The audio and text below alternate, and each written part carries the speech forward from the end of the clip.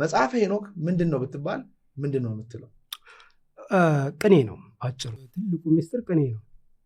ቅኔ ማለት በሰንምና ወርቅ የምትገልጸው ነው። ለምሳሌ በመጽሐፈ ሄኖክ ገበሬ እርሻውን አረሰ ብትል እርሻ የሚለውን ብቻ ቃል ስትወስደው ቅኔ ነው።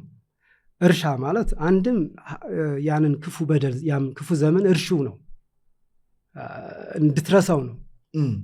አገኘኝ እርሻ ኦኬ አንቺ እርሹ ማለት ነው። አሁን ለምሳሌ ቃላቶች በክፉ ቃላት የሚጠሩ ቃላቶች እንዴት ቅኔ እንደሆኑ ሄኖክ ይገልጽልሃል። ሄኖክ እንዴት ነው የምተረጉመው ሲልህ ጸበኝነት ጠብን ውሰድ። ዓለም ላይ የተዘራው ጠብ ሰይጣን ክፋት አድርጎታል፣ በሐሳብ ደረጃ አስቀምጦታል። ጠብ ግን ዝናብ ጠብ አይደል የሚለው?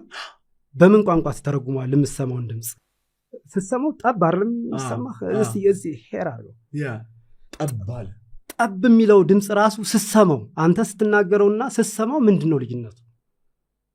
ዋው ምን ነው ልዩነቱ? ጠብ ነው ጠብ ነው የሚለው። ያው ጠብ ሲል ጠብ አለ ነው የምትለው። ሌሚ ሰምተዋል። ምንድነው የሰማው ግን? is not drop ጠብ ነው ያለው። ጠብ ጠብ አለ ብሎ ጠብ ጠብ ጠብ ጠብ ሲል ትሰማው። ድምፁን ራሱ ዝም ብለህ ስማው። ቋንቋውም ጠብ ነው የሚለው። ኢቨን ጠብ ጠብ ጠብ ጠብ ሲል ራሱ ሊትራሊ ራሱን ነው የሚነግርህ ቃሉን አንተ የምትጠራውን ማለት ነው። ሉክ አንጎዳጎደው ኳኳኳኳ ይላል መብረቅ ሰነጠቀው ሲል መብረቅ የሚለው ድብልቅ አለ ሲሉ የሆነ ድምፁ ራሱ አንተ የምትለው ያንን ነው የሚሰጠው። ለምሳሌ ውሃ አንቦጫጭ ይንቦጫረቃል ራሱ። ከዛ መጣፍ ምንድነው? መጻፍ መጣፍ አፌ ላይ መጣ ማለት ነው። መጣ አፍ ጂሰስ መጣ አፍ ሐሳቡ ማለት ነው። መጣ አፌ ላይ መጣልኝ ብለህ እንትን ትለዋለህ መጣፍ። ከዛ ትጥፈዋለህ ደግሞ መጣፍ መጻፍ መጻፍ መጣፍ መጻፍ። አሁን መጽሐፉን ግለጠው ገለጠ። ስትገልጠው የሚገለጥልህ ነገር አለ ማለት ነው። ገለጠ። አሁን ዋናው ቁልፉ ነገር ግን ከዘርህ አያልፍም በአፍህ የምትናገረው ቃል ምናምን የሚለው የጌታን ቃል ስታይ ወደ አፍህ ይመጣል ነው። መጣፍ መጣፌ አፌ ላይ መጣ አፌ መጣ። ሉክ አንዱስ ነው። አሁን አፋፍ ተራራ ይመስላል። አፍ ያው አፍ ነው። አፍህ አፍ ነው። አፍ ነው። ምን ማለት ነው? አፍ ማለት አፍ ማለት የምትናገርበት ነው። አፍ ነው። እሱ አፍ ራሱ አፍ ነው። አፍ የምትናገረው ንግግር ነው፣ ድምፅ ነው ማለት ነው። ያንተ ውስጥ ያለ አፍህ እንደገና ደግሞ ከፍ ያለ ወደ ከፍታ ቦታ ላይ የሚያደርስ አፋፍ ተራራማ ቦታ። አሁን ለምሳሌ ተራራን ውሰድ። ተራራን ቃል ውስጥ የሆነ ከፍ ያለ ኮረብታ ይመስላል አይደል? ግን እግዚአብሔር ተራራ የሚለውን ቃል አየው። ቅኔው ሲመጣ ርህራሄ መጣ።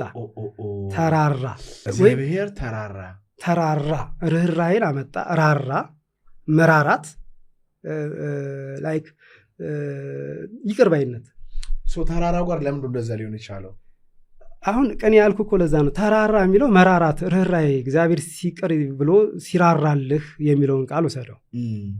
ጠብን ወደ ጠበኝነት ሳይሆን ጠብ የሚለው ነገር ሰውን ሳይጎዳ በምድር ላይ እጽዋቶችን ቢያበቅል ለሰዎች ቢጠቅም እንጂ የጸብ ሐሳብ ልሰጠው አልነበረም።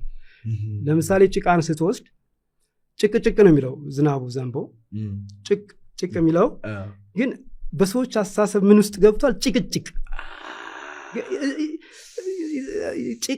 የሆነው በዛ በጭቅጭቅ የሚለው የተፈጥሮ እግዚአብሔር የሰጠ ጸጋ በምድር ላይ ጭቅጭቅ የሚለው ነገር ወደ ምን ተቀይሯል? ወደ ጭቅጭቅ መጣ።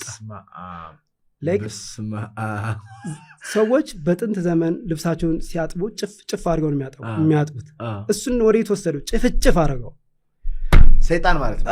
እና ይሄኛውን ስትታገለው መጽሐፍ ሄኖክ ቅኔ ነው። ቅኔ ነው በቃ